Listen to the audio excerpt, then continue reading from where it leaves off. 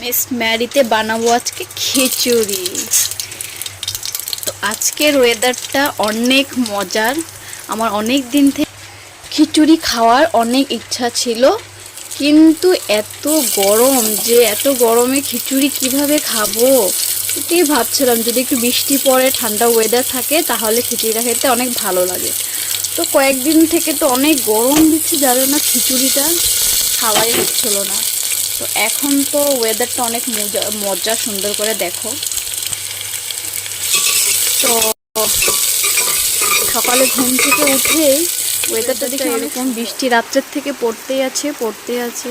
তো আমি ভাবলাম ওয়েদারটা তো অনেক সুন্দর, তাহলে আজকে বানা যাক। অনেক দিনের ইচ্ছা খিচুড়ি খাওয়ার, তো বানা যাক। এদিকে দেখো আমার বেগুন গাছে অনেকগুলো বেগুন ধরেছে।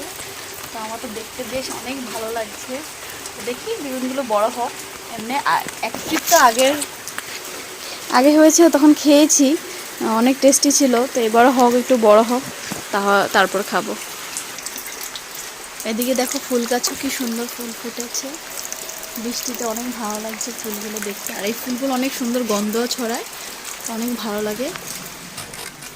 তো একবারে দিয়ে সম্বাস করে, তো আমি একবারে মিস ম্যারির প্রেশার কুকারে সব কিছু দিয়ে বন্ধ করে ঢাকনা লাগিয়ে দিলাম। এখন এটা সিটি মারার পর খুলে দেখাবো যে কিরকম হয়েছে। খিচুড়ি, গরমা গরমি খিচুড়ি, লেবু।